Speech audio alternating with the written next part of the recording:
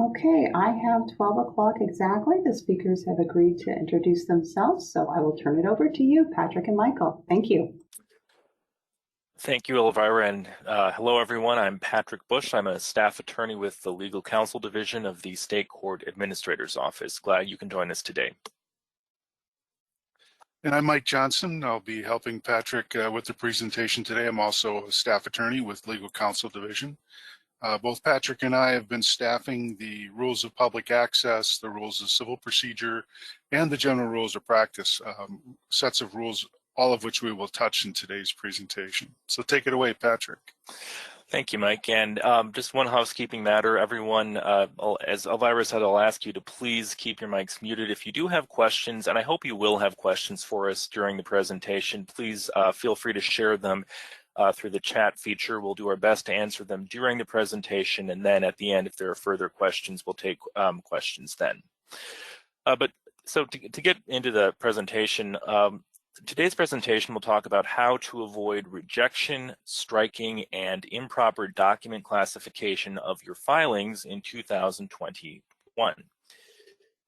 And the goal, again, this is based on some amendments to the general rules of practice, the rules of civil procedure, and the rules of public access to records of the judicial branch that will be going into effect on January 1st of 2021.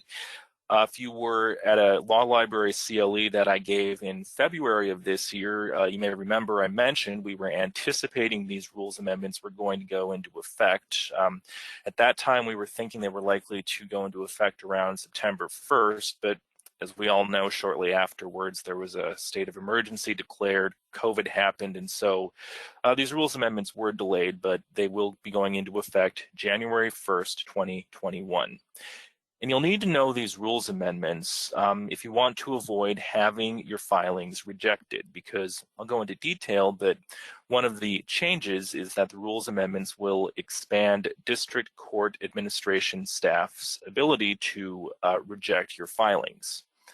There's also, under the rules amendments, an expanded risk of having your documents that you intend to file as non-public or as confidential, having them filed as public so that everyone has the ability, the entire world has the ability to view them.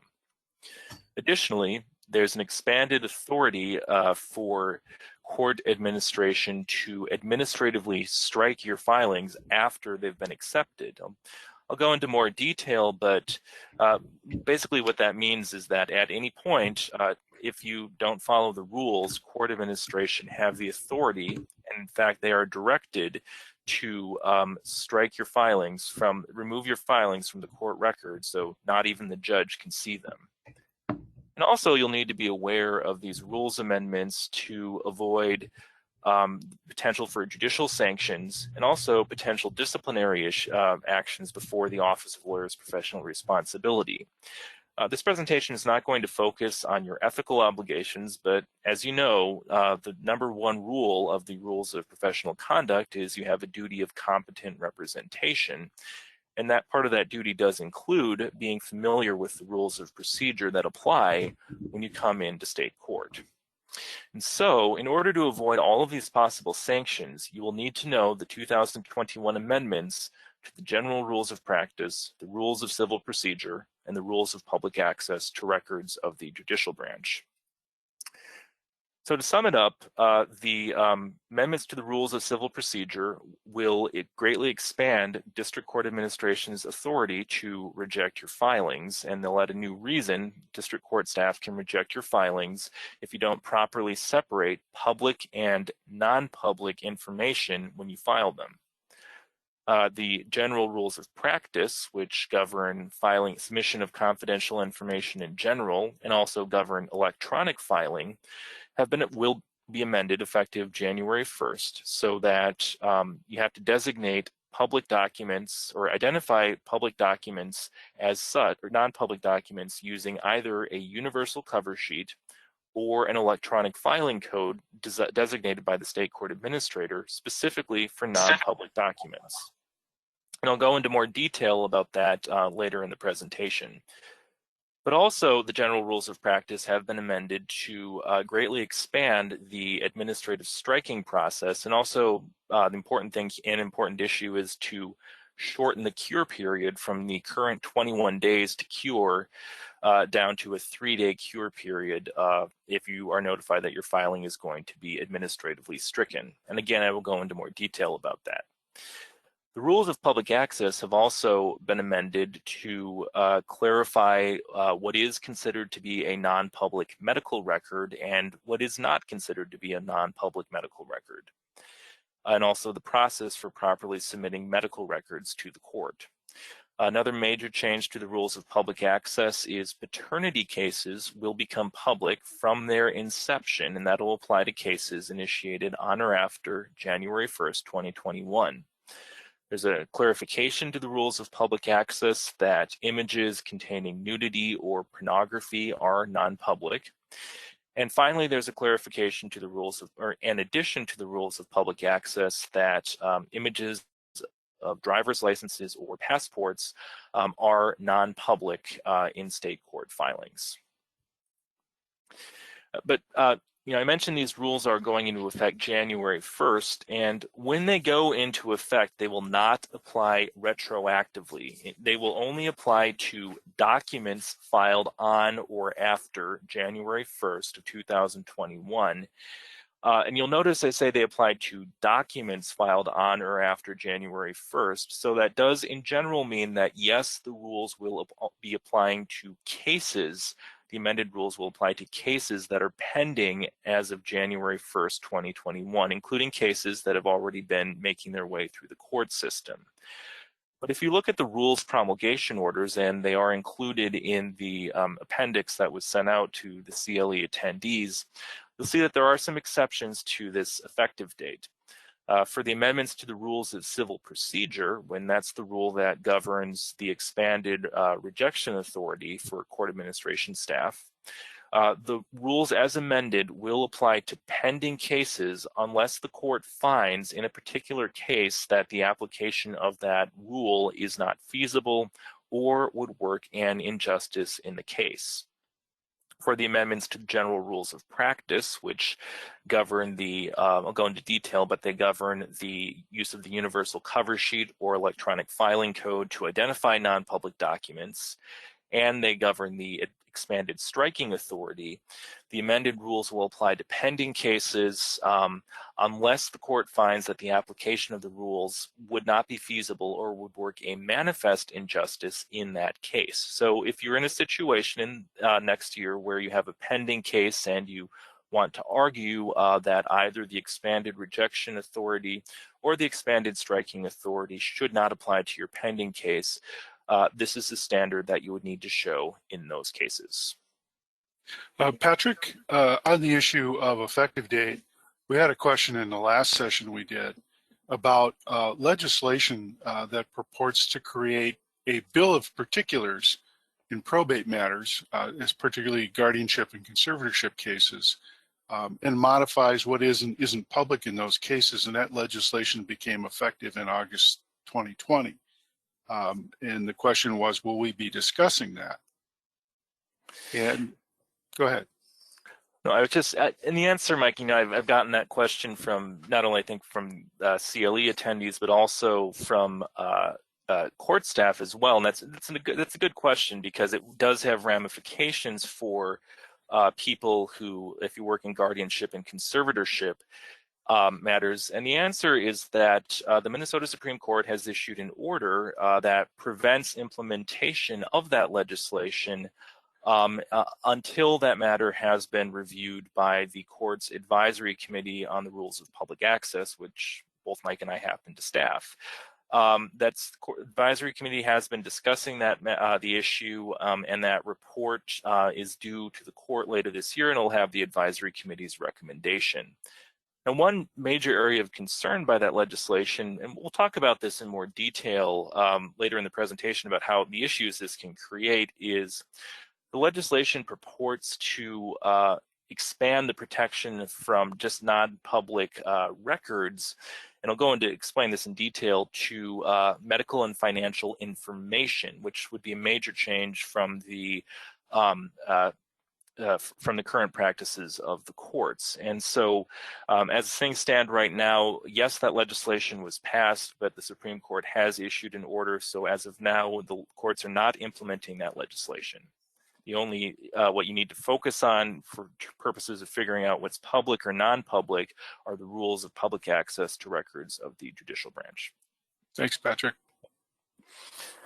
So, I'll talk with you about the rules that are going into effect on January 1st, but before I get into what the rules changes are, I'd like to talk about why the changes were made. And they were made after they were recommended by 3 advisory committees, Supreme Court advisory committees, and the advisory committees considered these issues at the request of Minnesota State Court Administrator Jeff Shorba.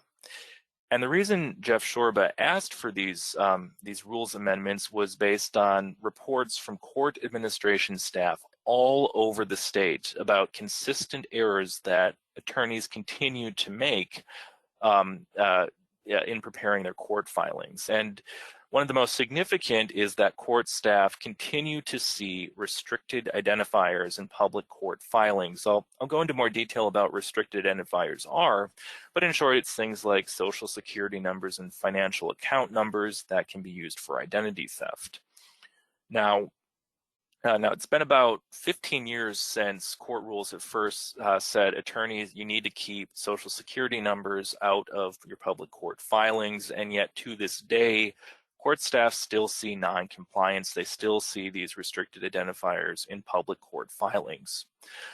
Another issue, so with restricted identifiers, the issue is attorneys putting non-public information into public court filings, but court staff also see the converse. They see attorneys and other filers misclassifying public court documents as non-public, even without a legal basis for doing so. And I'll go into detail about that, but remember that the presumption is that unless you have a specific legal reason, cases are public. We also see court staff have also reported ongoing misunderstandings about what constitutes a medical record. We'll go into detail about that as well. Court staff have seen misuse and also non-use of Form 11-1 and talk about the specific reasons for using Form 11-1, and also Form 11-2, which right now is a cover sheet only authorized for financial source documents. Another issue, and this is unique, this is specific to electronic filing, is that court staff are seeing filers putting a combination of public and non-public documents together as a single PDF, what court staff informally refer to as monster documents. And finally, I mentioned the administrative striking process, and the current process in the rules, there is administrative striking for restricted identifiers. As I mentioned, you have 21 days to cure. I'll go into detail, but right now this process only applies to restricted identifiers. It's been in place in the court rules since 2015. And in that time, what court staff have seen, although they have been enforcing this administrative striking process, they've noticed attorneys don't really change their behavior as a result of administrative striking, and more importantly, attorneys and judges are continuing to look at documents that have been administratively stricken and have considered them as part of the court record. And so the rules are designed to address this issue. So the rules address these persistent errors in a couple of ways. The first is the rules put the burden completely on filers to screen their filings for non-public documents and non-public information. We've said this before, Mike and I have said this before in CLEs, and the rules have said before that court staff are not responsible for screening your filings for non-public information, non-public documents, but it still seems that some filers, some of them attorneys, some of them non-attorneys, rely on court staff to screen their filings. And as I have in bold on the slide, don't do this. It is not court staff's job. It is not their responsibility to screen your filings for non-public information. And the rules amendments make clear that staff are not responsible at all for screening your filings. That responsibility lies with you. Another thing the rules do is they put the burden completely on filers to use Form 11.2, which I'll go into detail, but the Form 11.2 is expanded into a universal cover sheet. Filers are to use this Form 11.2 to designate non-public documents as such when they are filing in paper. Now, for electronic filers, which includes all attorneys and people who work for attorneys, you have, I'll go into detail in a bit, but you have two options. You can either use Form 11.2 or you can use an electronic filing code to designate your non-public documents when you're filing them. The rules also address these errors by attorneys and by non-attorney filers by expanding administrative rejection and expanding the administrative striking process. And the purpose, these rules are designed to reduce complexity for court administration staff and also reduce complexity for filers. Because it's much more clear now, either your filing is in the court record, or if you don't follow the rules, your filing it's just not part of the court record, and that's all there is to it. And finally, these amendments are intended to work together to treat similar records consistently with respect to public access and with respect to what is allowed in the official court record. So to go into the specific rules, and if you look at the rules amendments, and if you look at the appendix, I've included the rules promulgation orders with the strikeout and underline of the amendments. Rule of Civil Procedure 5.04C is amended to authorize court staff to reject filings for failure to remove restricted identifiers or other non-public information from public court documents. Now, Rule 504C is the rule that, in general, governs court staff's authority to reject filings administratively. And under that rule, court staff only have limited authority to reject filings. Currently, they can reject your filing if you file into the wrong case, if you file into the wrong court, if you fail to pay your statutorily required filing fees, or if you file an unauthorized discovery response into the court record when you're in the process of exchanging discovery with the other side. Now, this rule has been amended, so effective January 1st, there will be an additional rejection reason if you fail to separate restricted identifiers or other non-public information from your public court records, from your public filings, then staff can reject your filings. Now, this expanded rejection authority, there are some exceptions. This expanded rejection authority does not extend to filings in criminal cases, in civil commitment cases, juvenile protection cases, or juvenile delinquency cases.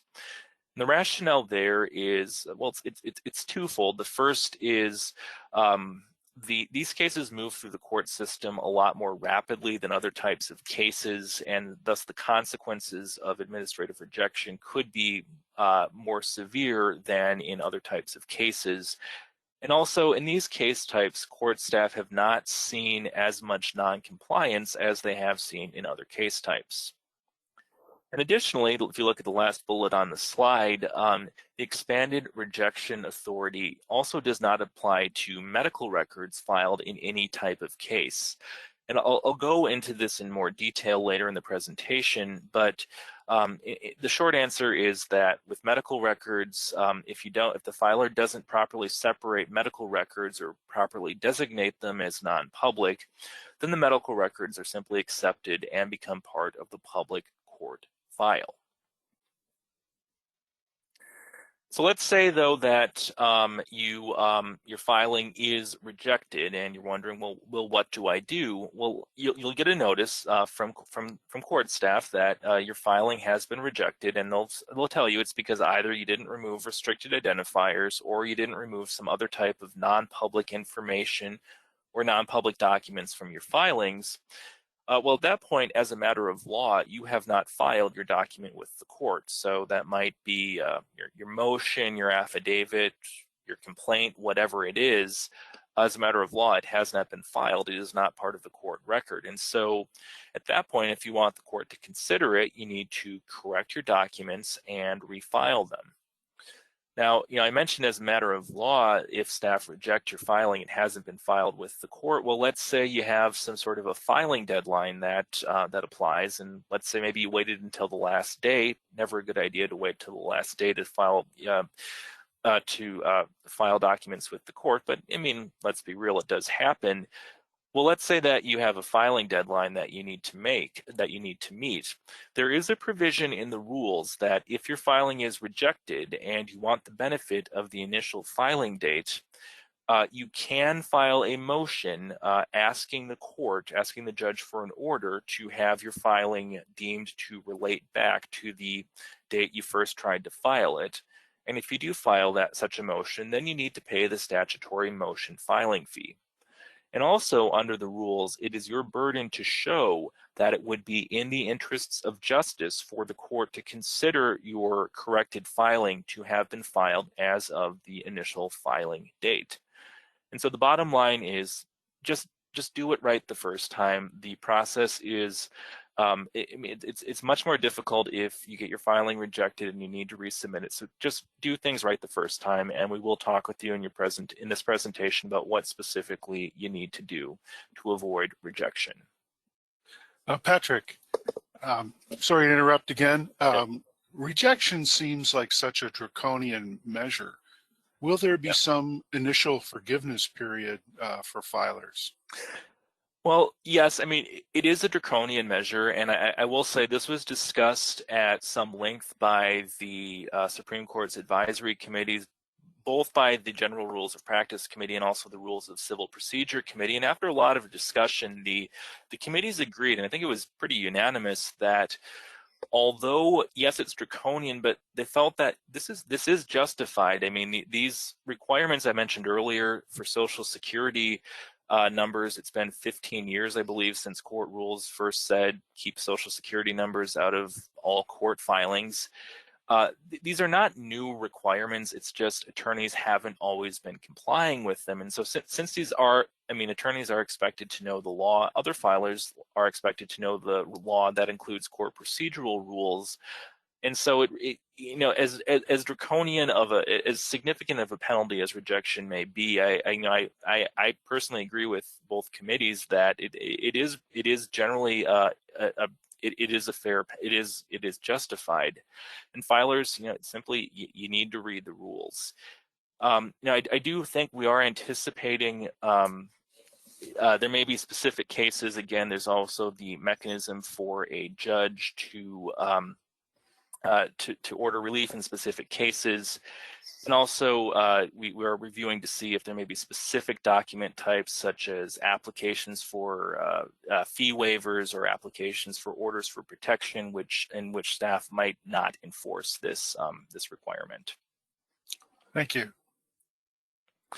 So, I mentioned rejection, the common rejection scenarios, and I mentioned also that Social Security numbers, it's been 15 years since the court rules have said, or General Rule of Practice 11 has said, keep Social Security numbers out of public court filings.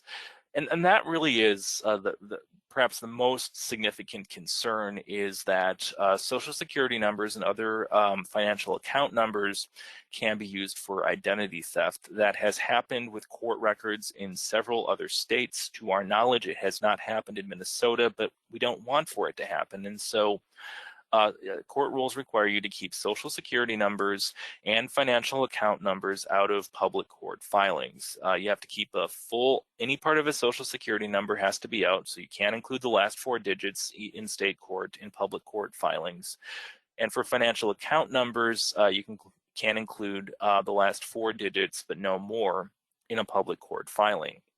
And where we see these violations frequently are in dissolution cases, where often people's financial information is in an issue, and often, you do have to provide Social Security numbers to the court, but this is an area where staff see they'll see public filings containing Social Security numbers and financial account numbers.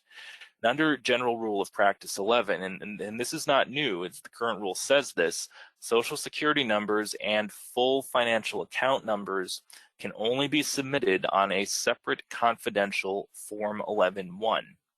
And if you don't submit these numbers on a Form 11-1, if you're submitting a document that has these numbers, you need to redact the numbers. And under the new rules, I mean, even today we would say do not rely on staff to screen your filings for restricted identifiers. But under the new rules, staff will simply be rejecting your filings, and you'll have to resubmit them.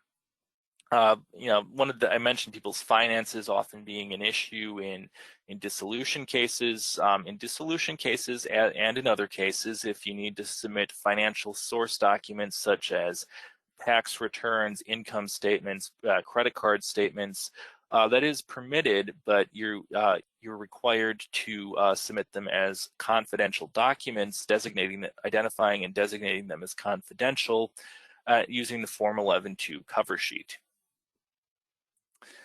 I mentioned, first of all, the Form 11-1 sheet or form, and that is the form that you use for restricted identifiers. And now use of this form is only authorized for restricted identifiers such as social security numbers, I've got employer identification numbers, or financial account numbers. You can see that this is the current version of the form available on the court's website, mincourts.gov/forms. And sometimes what we'll see is filers will use Form 11-1 for other pieces of information for which the use of the form isn't authorized. Sometimes people will even use it for, sensitive pieces of information, such as the name of a child, which, maybe it's sensitive, but it's still presumptively public, and that is not an authorized use of Form 11-1. So as you can see on the Form 11-1 is how you submit social security numbers, financial account numbers, employer identification numbers. Those are restricted identifiers, and that is what Form 11-1, the only reason for which you can use Form 11-1. Another common rejection scenario under the new rules will be the monster documents that I mentioned, and that is where people have put both public and non-public documents together as a single PDF file.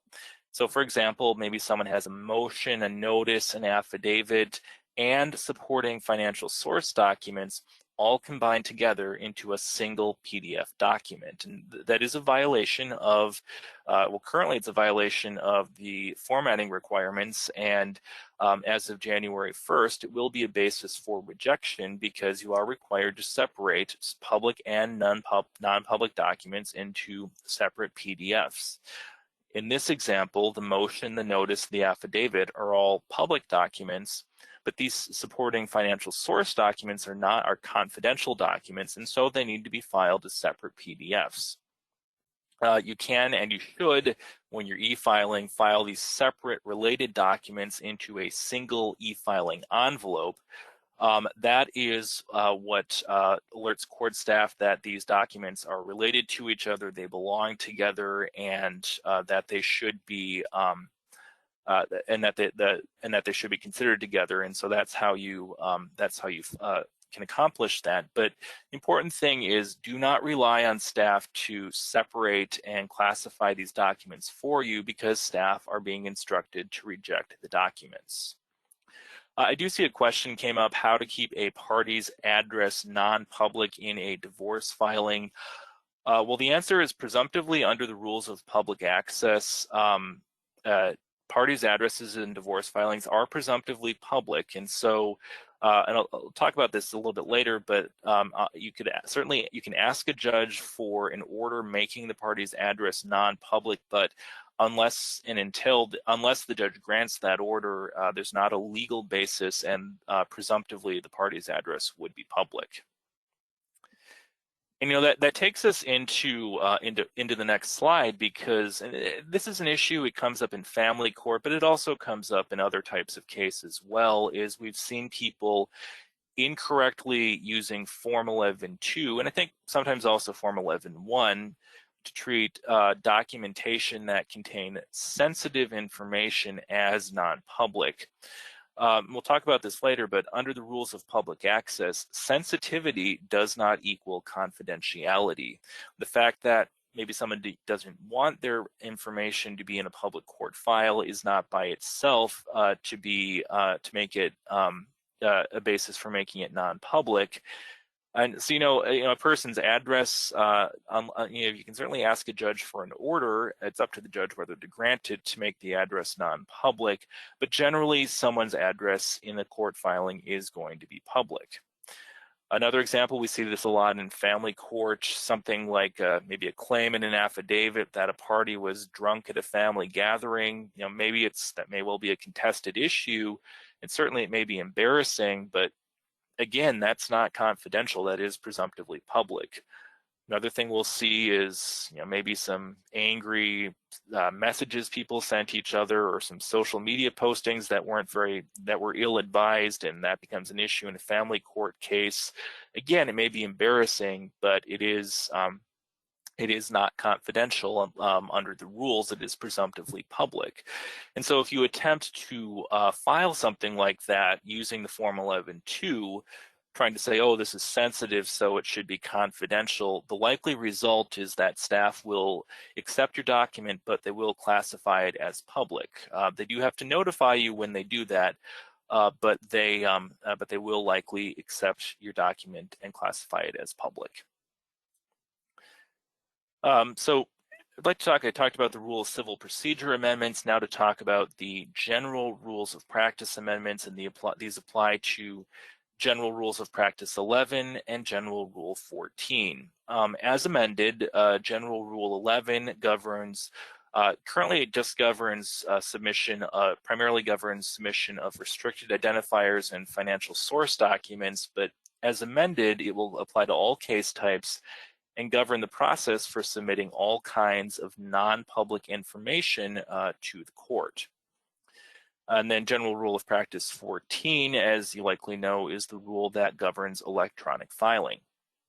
So under the amendments, there's a clarification that the protections for restricted identifiers, they apply to all persons, and that includes legal persons such as corporations who may have taxpayer identification or employer identification numbers. All restricted identifiers, and I'll talk about restricted identifiers in the next slide, those are protected. We've also, staff have gotten a lot of questions about what is a financial account number and what is not a financial account number. So the definition of financial account number has been narrowed. There is also, under the amendments, there's a universal cover sheet, or the requirement, the Form 11-2 universal cover sheet, or is required for use in identifying virtually all non-public documents upon filing. As attorneys, though, you have a choice. You can either use the universal cover sheet, or as an alternative, you can identify your non-public documents by using a filing code, such as medical records, for non-public documents upon filing them. And then for electronic filers, there's a two-step process. In addition to identifying your documents that are non-public, either by using the cover sheet or the electronic filing code, you also have to designate your documents as non-public using the filing description, using the filing comments field. And also under the amendments to General Rules of Practice, if you don't comply, then you have a couple of issues. Your documents could become public, and there's also a risk of your documents potentially being stricken if your error is not cured within 3 days. I do see a couple of questions in the chat. What if there's a safety reason for making an address non-public, or not making an address public, or what if there's an order for protection? And then I also see a related question. What if a party is a participant in Safe at Home and there's awareness? Can a party or lawyer disclose a known address publicly, knowing that the individual is protected by Safe at Home? A couple of different considerations here. The first is If you are filing into an order for protection case as opposed to a dissolution case, there are some specific provisions in the rules of public access about orders for protection case. For example, if someone applies for an ex parte order for protection, the entire case record is non-public until until the respondent is served. And there's also a provision in order for protection cases and also in harassment restraining order cases where people can ask to have their address be non-public. And that's permitted because, again, there's a legal basis in the public access rules. But I would keep in mind that that restriction only applies under the rules to the order for protection case. It does not apply automatically if there were to be an associated dissolution case.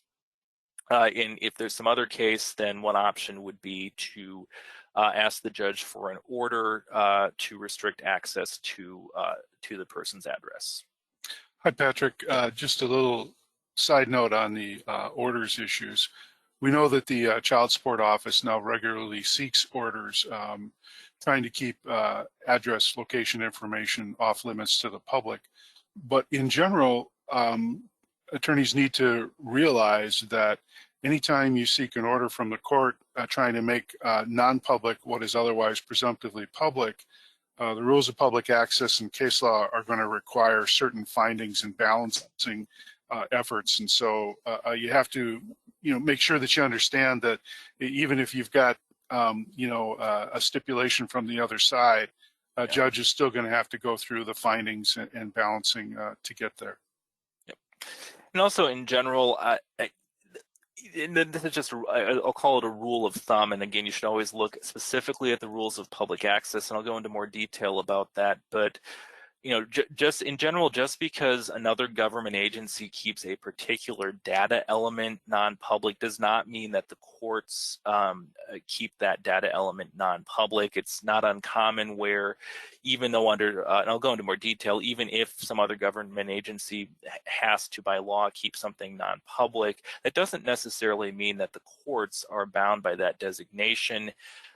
If you're wondering what's public or non-public, you should look at the rules of public access. And again, if there's a need in an individual case, you can always ask a judge for an order making something non-public. But as Mike says, judges do need to make specific findings to justify those orders, and those are appealable orders. Just to clarify, though, about restricted identifiers. Restricted identifiers, and these are defined in General Rule of Practice 11, they include complete or partial social security numbers, employer identification numbers, and other taxpayer identification numbers. The other taxpayer identification numbers language that was added as part of the amendments, and that's intended just to clarify, there are people who, maybe they're here working in the United States on a work visa, but they're not permanent residents, they're not citizens, so they're not eligible for Social Security. So they do have to pay taxes, but they don't have Social Security numbers, and so they're assigned taxpayer identification numbers.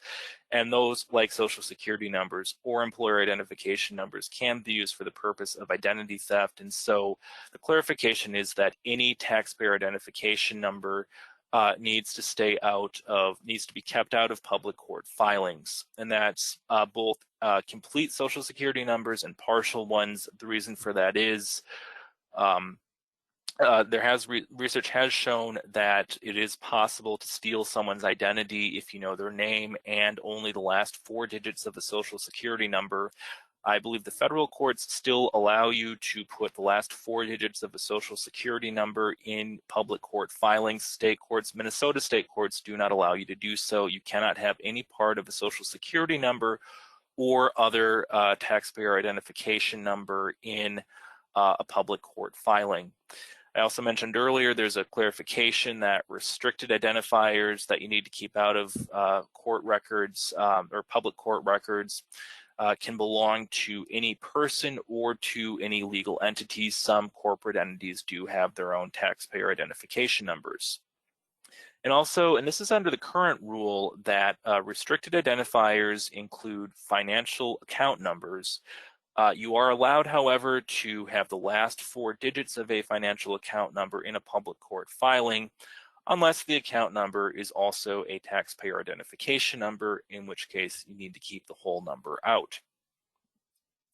But now that I mentioned there's a definition, and we now have because we've gotten so many questions about what is or is not a financial account number, there's been a definition, I've copied it on the slide, added to the rule.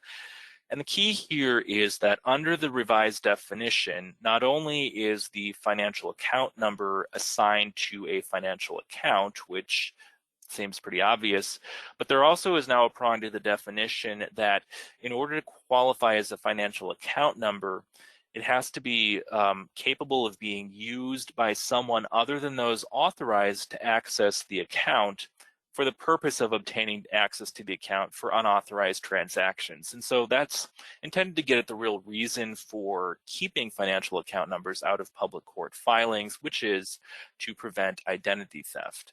And so, and this is something we'll be training staff on as well, but if you're wondering what is a financial account number, what isn't, the question is, could someone use it for unauthorized access to some sort of financial account? There's also an exclusion in the definition, billing numbers issued by a government entity, which that government entity makes publicly accessible. Those are not considered financial account numbers. That's based primarily on seeing certain billing numbers issued by local county governments. We've gotten some questions about that, and so those are not considered financial account numbers. The rule also authorizes state court administration to publish a non-exclusive list of examples of what is and is not a financial account number that'll be posted. Well, actually, it is currently posted at mincourts.gov/e-file. What we have now it's somewhat out of date, and so we are in the process of updating our list of what is or is not considered a financial account number under the new definition, and that will be posted by January 1st. Patrick, I have a question that we got the last time we discussed this in a CLE context. Is a mortgage loan number or a mortgage identification number supposed to be non-public, even though it might be listed on an agency's record, like maybe the county recorder's office? And this is, I think that's a good example of where specifically we've gotten questions, both from staff and from filers. And I think that one of the issues, the first thing is the fact that another government agency makes the document or makes the number accessible. That's not the question to ask when you're trying to figure out, is it a financial account number or not? The question instead is, could someone use it for access to the account? And so, in the specific case of a mortgage number or a mortgage loan number, generally when I've seen them, there doesn't appear to be an indication that someone could use it for unauthorized transactions for some sort of a financial account. And so generally I would, unless there's a specific indication that someone could use it for unauthorized transactions, then no, under the definition, it would not be a financial account number. But again, the inquiry is not, does some other agency or some other entity make it available? The inquiry is, could it be used for unauthorized transactions? Another question just came in. Does it matter if the financial account has been charged off and closed? And the answer is no. The financial account numbers still are considered it's still considered a financial account number, and so you should not include it unless you wanted to include the first 4 digits. I wonder, if people who ask that question, you may be thinking of, there is a provision for financial source documents. So you can, for like credit card statements, if they're identified as being charged off, then the financial source documents both under the current and under the new rules, those may be included in a public court filing if identified as a closed account. But even then, you're still required under the rules to keep all but the last 4 digits of the financial account number out of public court filings. And if I might add, Patrick, sometimes part of the reason for that is many of you have probably noticed every time you get your credit card renewed, your numbers stay pretty much the same sometimes. Yeah. So these Yeah. numbers are recirculated and used. We Yes, had another question. We had another question about some counties have previously rejected an affidavit of publication from a publisher in a probate case. Will changes to the rules eliminate rejection of this document simply because it has a law firm account number on it? Yes, and that's one of another example of why we have a definition now. Under the definition, it's pretty clear that a law firm's identification number that they use for tracking their clients, that's not considered a financial account number under the definition. And so again, if you have, we will be putting up a revised list of examples of what is and is not a financial account number on the public judicial branch website. So a couple of other issue clarification or limitations of restricted identifiers. This is, well, under the current rules and under the revised rules, they're prohibited in all documents unless germane and necessary to the issues before the court.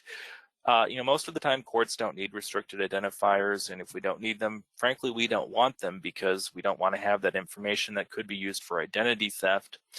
If germane and necessary to the court's consideration, and sometimes they are, then you can submit them on a Form 11-1. The clarification is don't put restricted identifiers in your filing comments or elsewhere in EFS. When you file something through EFS, not only are you sending documents to the court, you're also sending associated such as the filing description, the filing comments, and some of that information. Well, it's stored in EFS, and B, it can become part of the official court record in MNCIS. And so the clarification is don't put restricted identifiers in EFS either, except on the Form 11-1 or on the document submitted under the Form 11-2. And again, just to reiterate, you as filers are solely responsible for compliance with these requirements. Don't rely on staff to do your work. I've mentioned the universal cover sheet. Starting January 1st, court rules require use of the cover sheet for all non-public document filings. Now that includes both paper and electronic filings. However, for you just for a second, I do see a question came in. If restricted identifiers are not germane and necessary, do you still need to file the Form 11-1 if you have redacted? The answer is no. If you've redacted the restricted identifiers, make sure it's an effective method of redaction. With electronic filings, we have sometimes seen people draw black rectangles over things and assume that that works for redaction, but just so make sure that you've redacted and that you truly have redacted the numbers. But if you've redacted a financial account number, then no, there's no need to file a Form 11-1. Only file a Form 11-1 if the court needs the financial account numbers, which most of the time they don't, but occasionally they do. Depending. So for example, in a dissolution case, typically the court will need each party's social security number. That would be one example of when you might submit a Form 11-1. I mentioned the Form 11-2, and that's currently authorized only for financial source documents, but we've noticed that people have been using it as a generic cover sheet for all kinds of non-public documents. And so the Supreme Court has decided, turns out this works well when people use Form 11-2 as a cover sheet, and the Supreme Court has decided to formally adopt the practice of having Form 11-2 be a universal cover sheet. And so for paper filers, Form 11-2, they have to use it for all non-public documents they file with the court. Now for electronic filers, which includes all of you since you're attorneys or you work for attorneys, you can use, as an alternative, you can use non-public filing codes. Again, the example I'll use is medical records or medical report, which those are filing codes. We have tables on our public website that tell you which filing codes are designated for non-public documents. And so if one of those codes is available for a non-public document, you can use that non-public filing code as an alternative to the cover sheet. And that's how you can identify the documents for court administration as non-public. If any of you work in juvenile protection cases, you'll know that under juvenile protection cases, there are some, they currently use Form 11.3 and 11.4 for certain types of documents and non-public data elements in juvenile protection cases. And if you work in juvenile protection cases, that will continue. For those cases, you'll still use Forms 11.3 and 11.4 as you have in juvenile protection cases.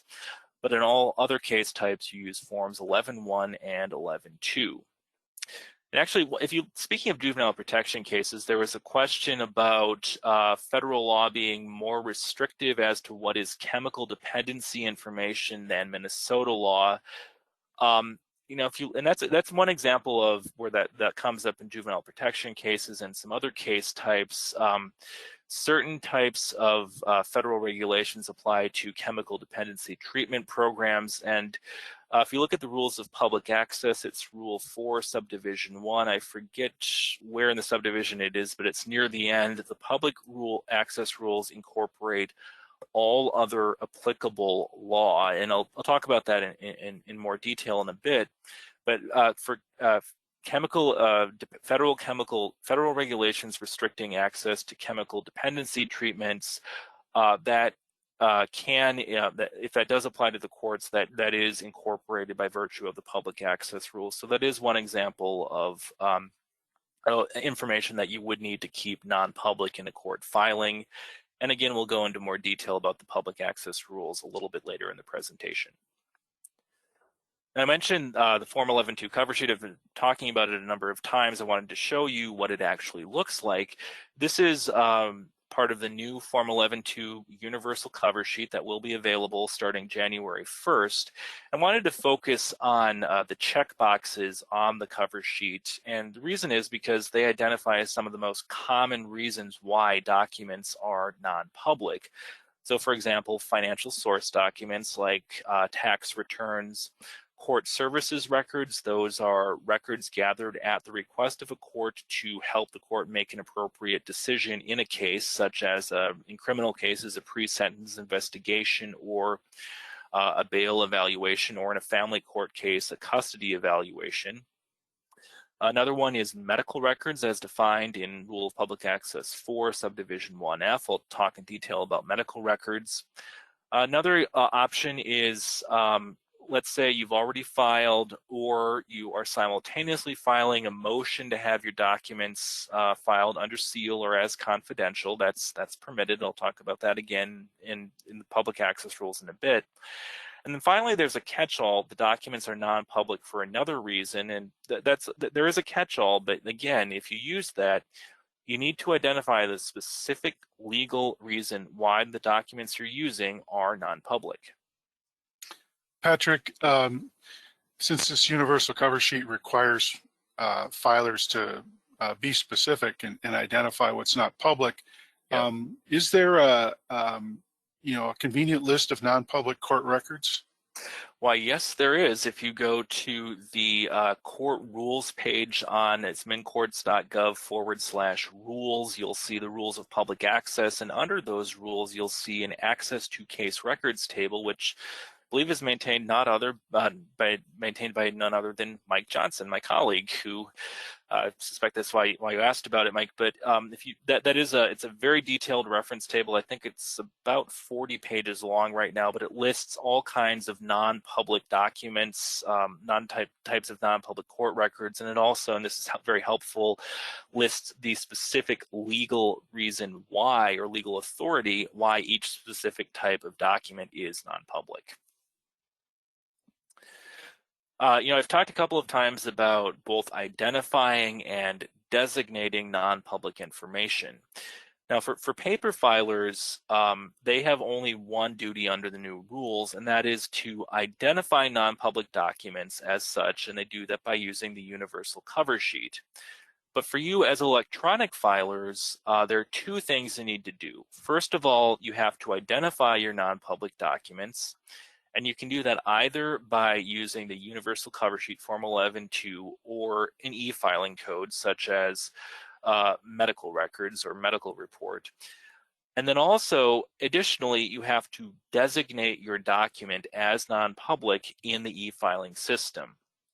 Now, the way you do that, the way you, for after you've identified your document with either the cover sheet or the filing code, then additionally, you have to designate your non-public document. And the way you do that is by information you put in the field in EFS marked filing comments. And I know a lot of attorneys don't personally do e-filing, they have their staff do it for them, but attorneys, this is what your staff are doing now, because the system will not let you file something unless you complete the filing comments field.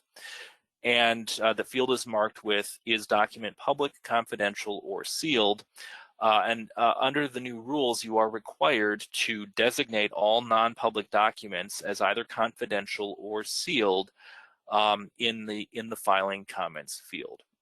Patrick, can you remind people where Yep. they can find the distinction between confidential and sealed in the rules? Yes, I can. If you look, so confidential and sealed are both legally defined terms in General Rule of Practice 1401, which is the definition section for General Rules of Practice, for General Rule of Practice 14. Confidential, that means that the document is not accessible to the public, but the document is accessible to court employees, to judges, and also that for certain types of documents, the state court administrator may make it available to other government agencies. Sealed, however, means that a document is so sensitive that most court employees don't have the ability to see it. Only court employees with the highest security clearance are able to see it. So for me personally, I can see confidential documents, but I don't have the ability to see sealed documents. For example, indictments under the rules of criminal procedure, when initially filed, those are sealed. And how does this affect all attorneys? Well, sometimes we'll see attorneys file either a motion or a proposed order to restrict access to documents. And sometimes attorneys will use language like these records in a proposed order, these records are confidential and sealed and shall be inaccessible to the public, which is a problem for court staff because, as I mentioned, confidential and sealed mean two different things. So just be aware of that distinction in General Rule of Practice 1401, that confidential and sealed, they're both legally defined terms and they do mean two different things. I mentioned that juvenile protection cases will continue to use their existing process, Form 11.3 and Form 11.4, and that's based on the rules of juvenile protection procedure, which again only apply if you're working in juvenile protection cases. There are specific, as you'll know if you work in that area, there are certain data elements and certain documents that are protected in juvenile protection cases, and you'll continue to use the current forms for those.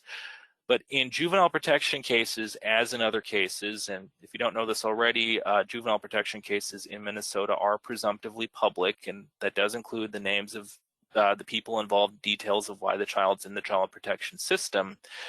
Under the rules of juvenile protection, as in other cases, you can't use the process to protect merely sensitive information. You need a specific reason if you want to make something non-public to make it non-public. And I'll get into the rules of public access more, but first I wanted to talk about the striking process. So let's say that there was, you didn't separate public and non-public filings, but let's say court staff didn't catch that non-compliance when deciding whether to accept your filing. Because remember, they're not responsible for reviewing your filing. So if they see the non-compliance, they may reject. But let's say that it gets accepted into the court filing. Well, under the new rules, anybody can notify court administration of the non-compliant filing at any time. So it might be the other side, because usually when you file something, you simultaneously serve it on the other side. If the other side or anyone who looks at the court record sees that you haven't complied and separated public and non-public information, they can notify court administration. And upon receiving that notification, court administration will initiate the striking process by sending you a deficiency notice. So once you get this notice, you have 3 days, and that's reduced from the current 21 days. And yes, that is a major reduction. That is to cure the error, that is refile and correcting your filing, or as an alternative, you can file a motion for relief. And keep in mind, the state courts in 2020 we switched to a new filing system, and so 3 days that's really not very much time, because let's say it's a Thursday. Well, then 3 days is Friday, Saturday, Sunday. Well, because Sunday's not a court, the courts aren't open, you get the Monday. And so if you get a notice on Thursday, you have until Monday to fix. Let's say you get the notice on Friday, you count 3 days, Saturday, Sunday, Monday. Well, again, you have until Monday to fix. So it is intentionally a very short date. There's a question, what is the thinking behind the 3 days? This was discussed by the General Rules of Practice Committee at I think some length. One of the issues with the 21-day period is that judges, you'd have a situation 21 days might be might be beyond the date of the hearing at which the judge considered the filing, and so there was little purpose for striking a filing if the hearing's already happened and a judge has already considered it. And so that was, I think, the main reason why it was shortened from 21 days to 3 days. There's also the issue of simply wanting to make the penalty more meaningful, because the current process was not getting people to comply with the requirement to separate public, non-public information. So let's say, though, that you get this notice from the court, your filing is going to be stricken, and you don't do anything, either fix the filing or file a motion asking the judge to relieve you from the consequences. Well, then under the new rules, yes, it is, to clarify, it is 21 to 3 days. Under the new rule, the judge will not be able to see your filing. I mentioned earlier one of the issues is that staff have noticed that even if they strike a filing, what they do right now is they mark it as they restrict public access to it, and they mark it as stricken, but judges still have the ability to look at it. Under the new rules, it will be classified. I mean, it's still there in Mincis, but it's classified so that nobody has the ability to see it, including the judge. So that really, it really does mean that the judge won't be able to see your filing, and the rules will also direct the judge not to consider your filing as part of the official court record. Now, to get the benefit, let's say this happens, you refile, and let's say there was some sort of a filing deadline. If you want the benefit of the initial filing date, you will need to file a motion asking for relation back. And under the new rules, you need to show the interest of justice will merit relation back of the filing date. So that's similar to the process mentioned earlier for expanded rejection. You will need to show that the interest of justice would be served, or that they merit relation back of the filing date. And again, the bottom line here is just do it right the first time. Separate what's public, what's non-public, and then you'll avoid the whole process of administrative striking. And Patrick, yes. Patrick, there was another question in the chat here about whether this was business days or calendar days, and how they thought if short periods of time you only counted business days. Well, under Rule 601 of the Rules of Civil Procedure, days are days, and for periods less than 7 days, intermediate Saturdays, Sundays, and holidays are excluded only if some rule expressly says they're excluded. And Rule 1105, which governs this 3-day period here, does not exclude these intermediate days. And so it's really calendar days that apply. It's only where that happens to be the last day of the time period, as Patrick mentioned, then you get to move it forward. So please be very careful here, because you can get a notice on Friday and you have only until the end of Monday to cure it. Whereas you get the same notice on Thursday, you really have until the end of Monday to cure it as well, because the third day would have been that Sunday, as Patrick remarked. There's also a question about, does this apply to self-represented parties as well? And the answer is yes, it does. There's rules for the striking process treats self-represented and attorneys the same. Similar to the expanded rejection, the striking remedy doesn't apply in criminal, civil commitment, I'm sorry, I do see there's a question. If you miss the 3 days, will you have to file a new case with a new filing fee?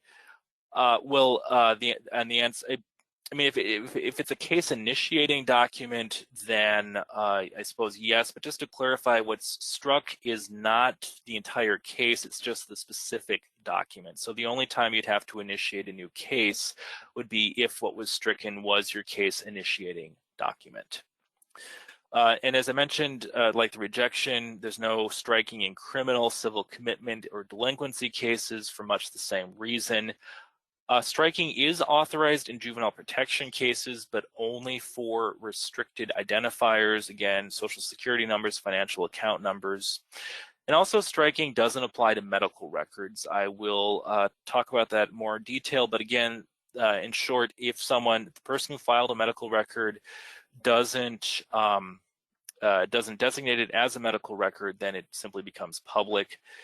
There's also an exception for law enforcement officers filing or law enforcement employees filing search warrants and related documentation into administrative files, but there's no striking for those either. And the same thing is true for parties filing search warrants into criminal cases. That is an exception.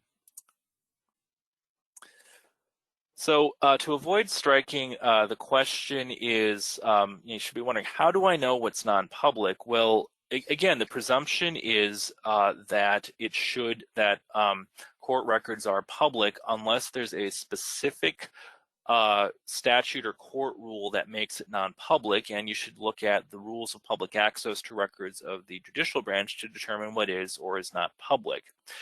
I mean, I talked about the rules of public access incorporating statutes. The rules of public access do incorporate state statutes that don't conflict with the rules of public access.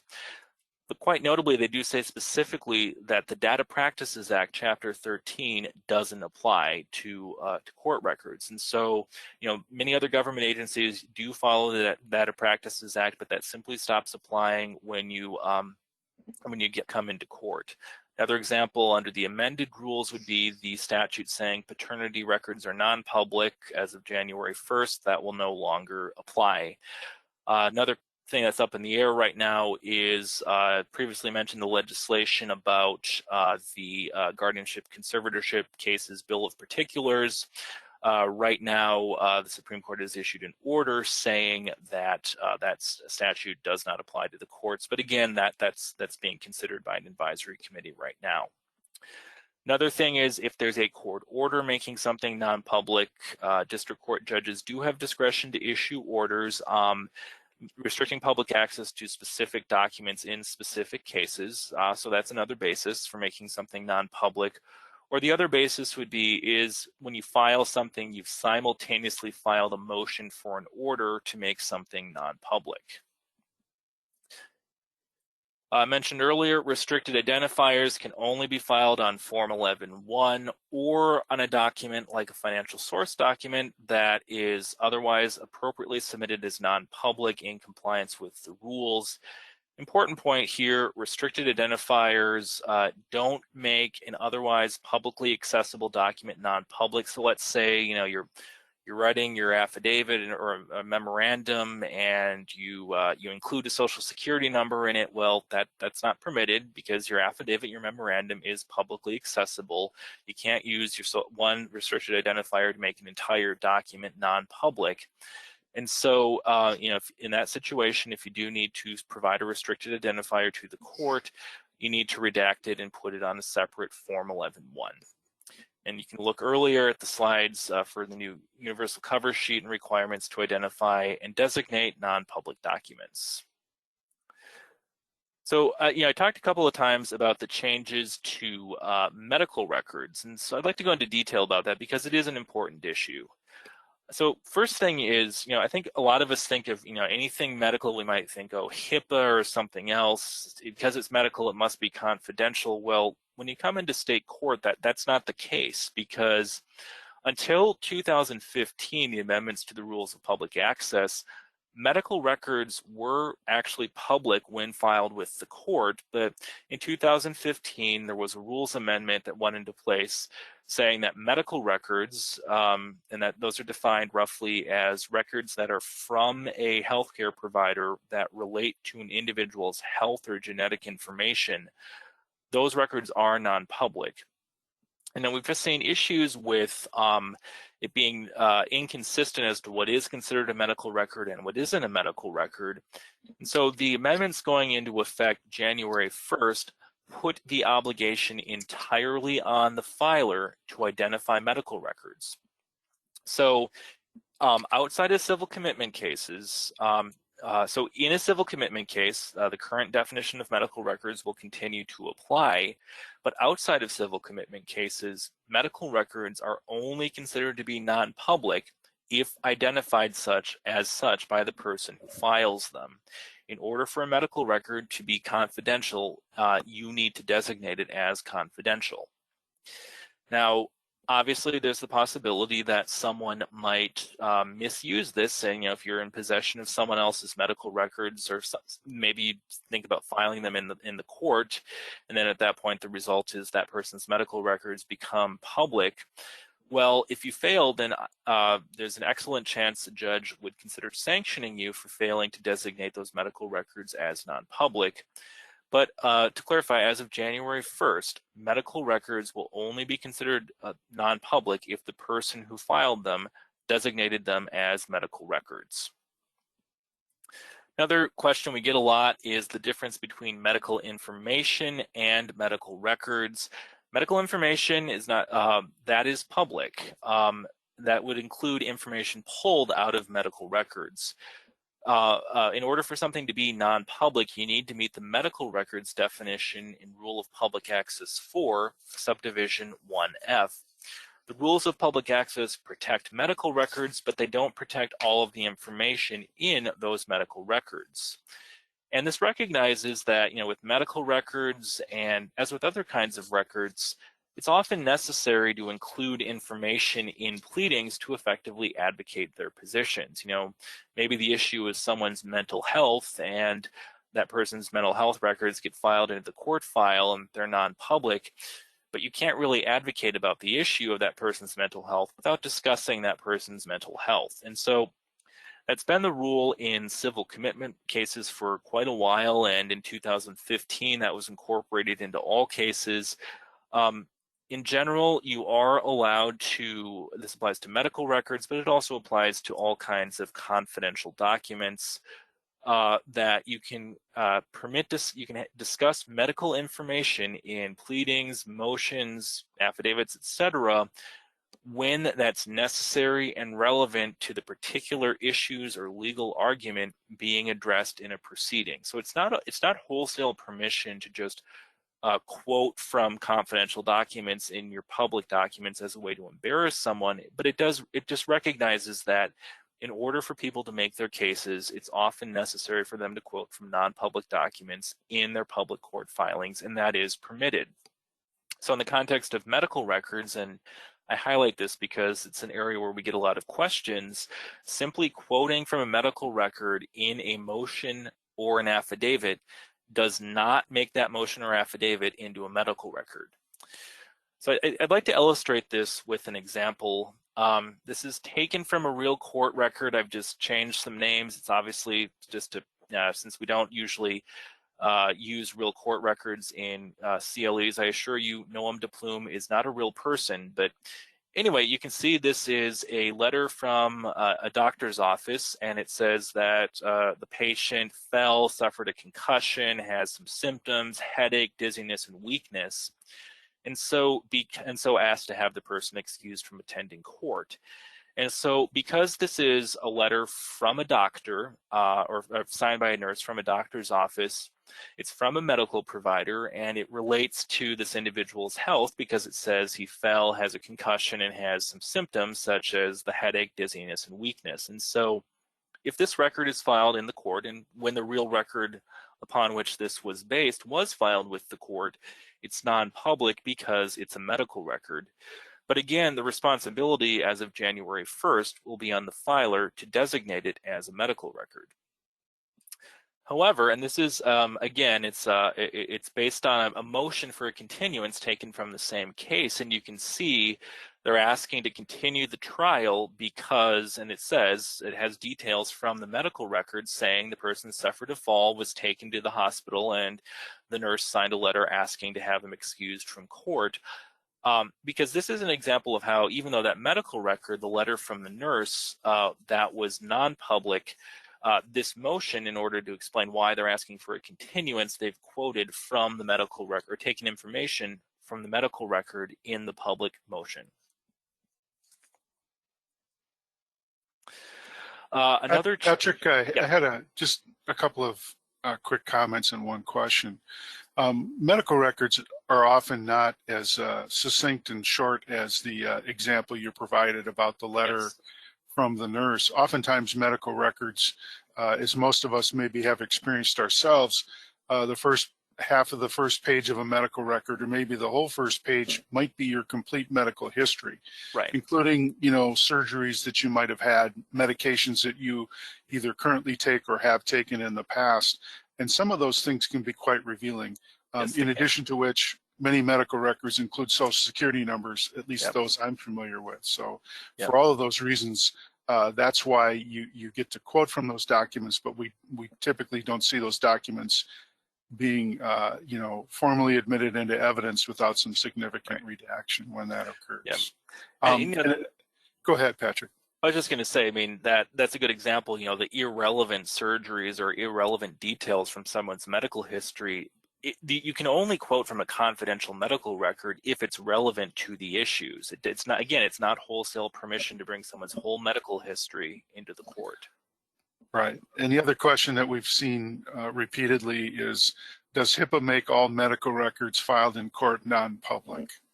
Yes, we get that question quite often, and to be clear, HIPAA does not apply to the courts. HIPAA applies to certain covered entities like doctors' offices, but HIPAA doesn't apply. It doesn't travel with the data. It applies to certain entities who hold that data, and so it simply does not apply to court records. So just because your doctor's office isn't able to disclose something to the public does not mean that the courts can't disclose that same thing if it's filed with a court record.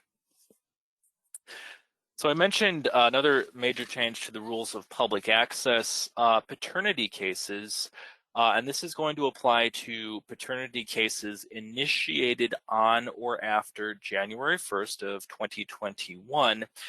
Paternity cases will be public from their inception. And so just let that sink in, because this is a change from the current practice. Currently, paternity cases become public after there has been a final adjudication of paternity, and then there is some subsequent proceedings. So let's say, you know, under the current standard, you know, there's an adjudication of paternity, and then later on there's a dispute over custody that will be brought in the same paternity case file.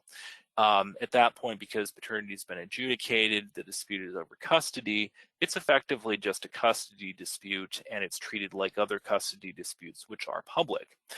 However, in practice, and this has been in effect since 2016, this final adjudication standard, in practice, it has resulted in inconsistent outcomes, in part because, you know, to be a final adjudication, you can have you have to have a number of statutorily required factors in the judgment of paternity. And so the result was that people would have to draw a lot of fine distinctions between what's a partial adjudication, what's a final adjudication of paternity. And so, and again, this was discussed by the Supreme Court's Public Access Advisory Committee at some length, and ultimately what they recommended and what the Supreme Court has determined is that paternity cases will become public from their inception, and this applies to cases filed on or initiated on or after January 1st, 2021. And what this does is it ensures consistent treatment with other family law cases, such as custody cases or dissolution cases, all of which are presumptively public. In paternity cases, as with other types of cases, filers are responsible for designating medical records as non-public. Specifically for paternity cases, genetic test results, not the fact that there was a genetic test or whether someone was the father or not. Usually that's the dispute. But the genetic test results themselves from the laboratory that does genetic testing, those are considered medical records. And so even though paternity cases are public, filers in paternity cases are responsible for designating those as non-public. A couple of things now, that ramifications, because paternity cases are public, you will need to, if you're filing into a paternity case, because the case is public, you will need to make sure that any supporting documents you file are non-public. Where we've seen issues in paternity cases is where often it might be a county attorney or a child support agency filing documents such as Department of Employment Economic Development statements, medical invoices, child care provider invoices, or recognition of parentage documents. Those do tend to have financial account numbers and social security numbers. Because paternity cases are non-public, those numbers will need to be removed or redacted. This is an example. Again, it's taken from a real case. I've just changed the identifying information, and you can see what the person did. On the left side of the screen, you can see 2 spots where there were social security numbers, and the filer appropriately redacted the social security numbers. But what the filer forgot to do is, if you see on the right side of the screen, I've changed the digits, but it has the employer identification number for McDonald's Restaurants of Wisconsin, and under just like social security numbers, employer identification numbers are restricted identifiers and do need to be kept out of public documents. And so this is an example of where, with paternity cases being public, you will need to, and as with other types of cases, you'll need to make sure that employer identification numbers are kept out, just like social security numbers. I mentioned recognition of parentage documents. This is a real recognition of parentage document. Rather than trying to come up with a fake one, I just used a real one and I redacted everything. But what I've highlighted on the right side of the screen, you can see recognitions of parentage do have spots for both the mother's and the father's social security numbers. So if at any point you're filing a recognition of parentage into a public court file, you will need to redact these social security numbers. So I mentioned that the change for paternity cases applies, that they're public, applies to paternity cases filed that are initiated on or after January 1st, 2021. However, for cases that are filed before January 1st, but are continue to be pending after January 1st, they will continue to be governed by the final adjudication standard. What that means is the final judgment is public. If there are affidavits to enforce the judgment, those are public. And then, and again, this assumes that it is a case that was initiated after July 2015. Once there's a final adjudication of paternity, then subsequent proceedings to modify or enforce the judgment, at that point the case becomes public. So you have kind of 3 categories of paternity cases. You have those initiated before 2015, those initiated before 2021, and those initiated 2021 or after. Those initiated between 15 and 2021 are public after final adjudication. Those initiated after January 1st, 2021 are public from their inception. Now, as I mentioned, and this again is for cases initiated between 2015 and 2021 with the final adjudication standards. Once there is a subsequent proceeding brought in the same case file, the register of actions for the entire case remains public or becomes public, and you can see a list of all the documents that were previously filed. However, you can't see the confidential documents themselves, again, those filed before the final adjudication, and you also can't see identifying information on persons who were alleged but not adjudicated to be the parent. And again, usually that's alleged fathers, because generally that's the dispute in paternity cases. However, though, for paternity cases initiated on or after January 1st, 2021, identities of alleged fathers will be subject to the presumption of public access. A couple of other changes to the rules of public access. We now have language officially saying that images containing sexual content or nudity. Patrick? Yes. Patrick, sorry to interrupt you there. Before we get off of the paternity discussion, so if paternity record filings are going to be public as of January 1, 2021, what about the hearings themselves? Will those also be public? Yeah, that's a good question, and I'm glad you asked it. To clarify, there's a distinction between, under the court rules, between records and hearings. Well, the records of paternity cases will become public under the rules. General Rule of Practice 371.10, Subdivision 1, that is the rule that governs access to paternity hearings, and what that rule says is that the hearings are closed to the public from commencement through final adjudication, even though the records will be public. The rule that the hearings themselves are closed to the public, that has not been changed, and that continues to be in effect. Okay, and so just to be sure, as I try to summarize this paternity information, if the paternity records are now public, are results of a DNA medical record confidential within that public file?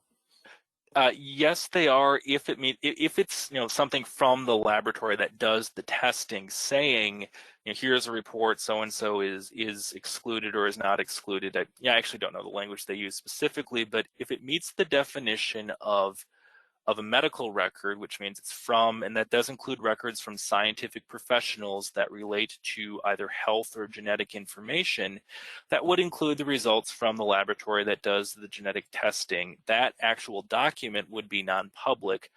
However, information from that document, including the fact that someone was adjudicated or excluded or was found to be the father or not found to be the father, would be public, even though the actual document from the laboratory is non-public.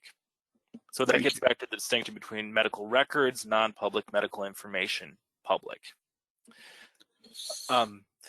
Last few minutes, I just want to clarify some changes to the rules of public access. We now have a rule saying images containing sexual content or nudity are non-public. I say officially non-public because this is already the practice of the courts, that if staff see an image containing sexual content or nudity, they already seal it, but now we have a rule to ratify that practice.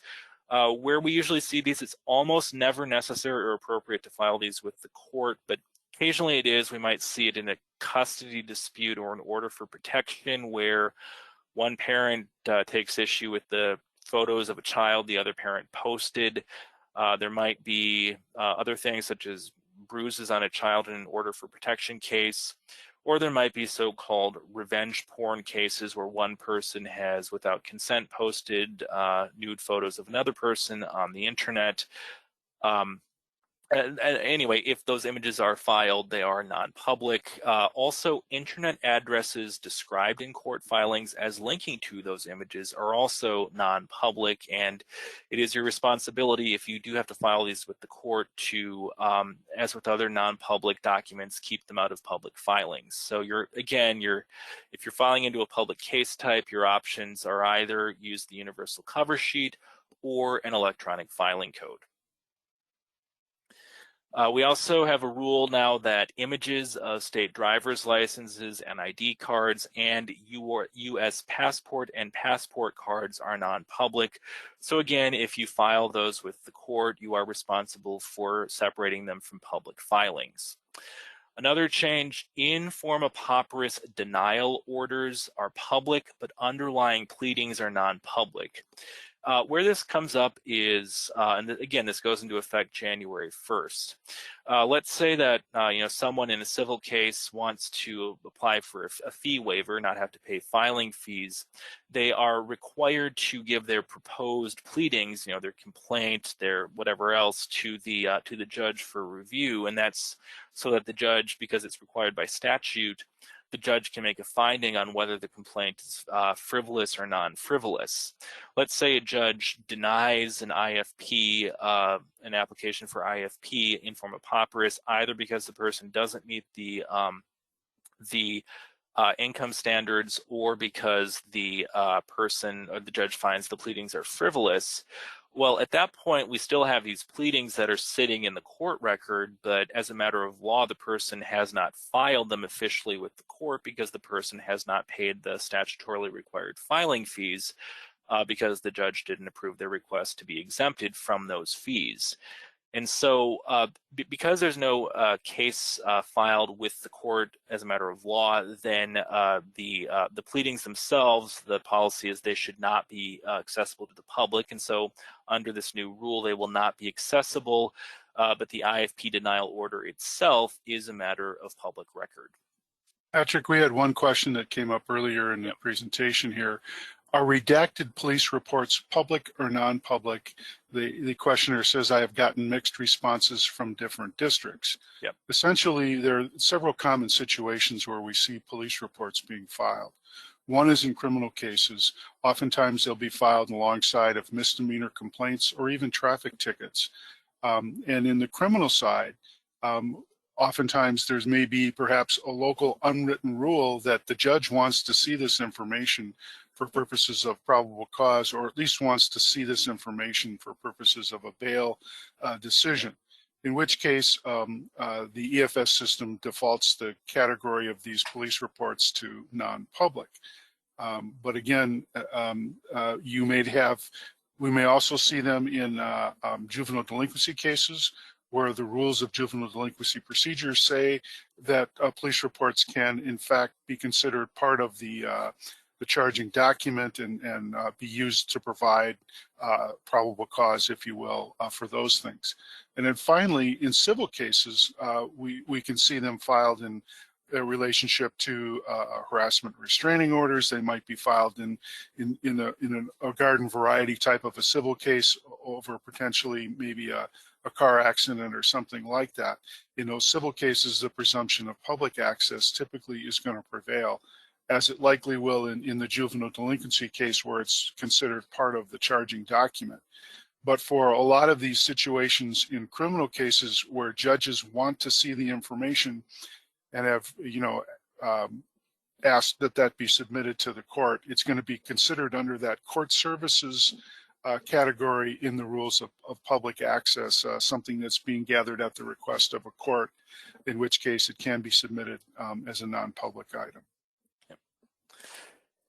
So again, I think that's why we have sometimes the differences in outcome, because how the court services record definition applies will often depend on the case type. Because again, as Mike says, generally it's one way in criminal, the other way in civil. But again, it depends on the specific case. Another change, and this is more minor than the other changes, but it's something you need to be aware of. Proof of service when e-filing, and this is important because as you likely know, since 2015, generally if you are e-serving, you don't have to file an affidavit of service. This has in practice caused some issues because, and so this just clarifies when you don't have to file proof of service. If you are simultaneously e-filing and e-serving, so doing that at the same time, you check boxes in the EFS system. If you check both e-file and e-serve, then no proof of service is required. And the reason for that is when you simultaneously e-file and e-serve, the e-service information is automatically entered into MNCIS, and it's available to the judge in the official court record if there's a question about whether someone was served. However, if you don't e-file and e-serve at the same time, if you just either e-file or e-serve, then that e-service information is not automatically added to the court record, and it's not available to the judge if there is a dispute over service. And so the rules clarify that if you are not e-filing and e-serving at the same time, then you need to submit a certificate of service specifying the details of how and when service was accomplished, and that needs to be signed under oath or under penalty of perjury, pursuant to General Rule of Practice 1405, and also you can look at General Rule of Practice 15 for the penalty of perjury language by the person who affected service.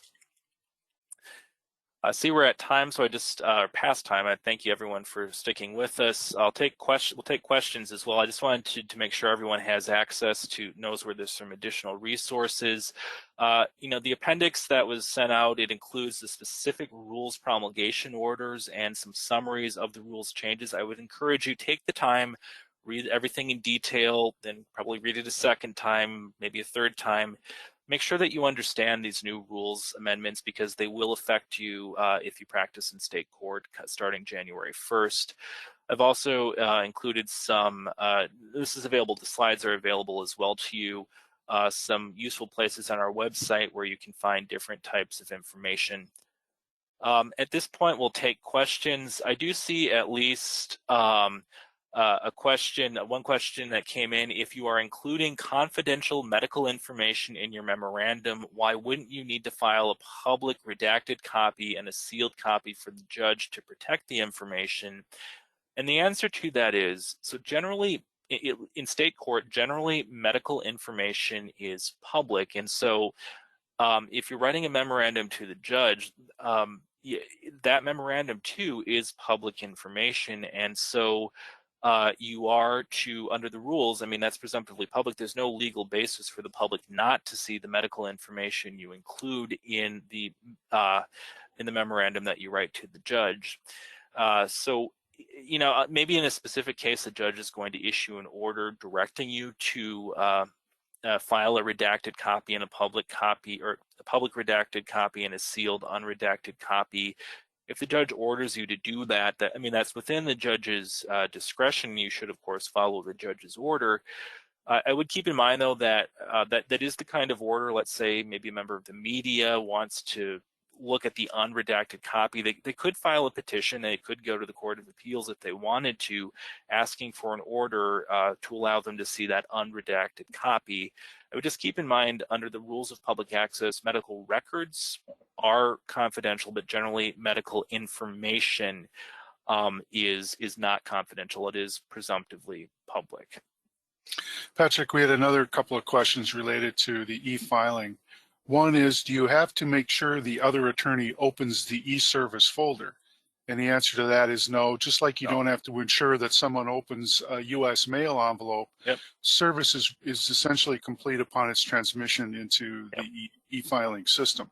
Another question is, so if you e-serve after you have e-filed the document, is it required to file an affidavit of service? The answer to that is yes. You must do e-serve and e-file at the same time together. That's the only time you're excused from filing the affidavit of service. And I think, Mike, you know, the new rule, I think it uses the language certificate of service, because with an affidavit, it doesn't necessarily have to, I mean, you can notarize if you want to, but you, as an alternative, you can sign under penalty of perjury. That was a change in 2015, designed specifically to, generally it relieves people of the requirement of having something notarized, as long as you it's signed under penalty of perjury. The other thing I would add, you know, that you talked about, do you have to make sure people open? And like you say, Mike, you don't.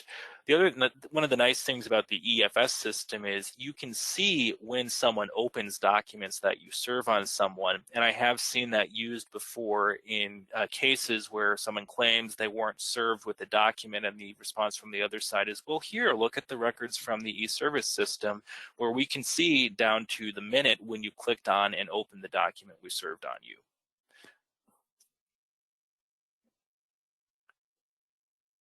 I don't know, Mike. I don't see any other questions, but if anyone else has any other questions, please do feel free to share them with the chat through the chat. These questions do help us to know, when we do CLEs like this, where are there areas of confusion, where are there questions, and so if you do have any questions, I'll ask you to share them.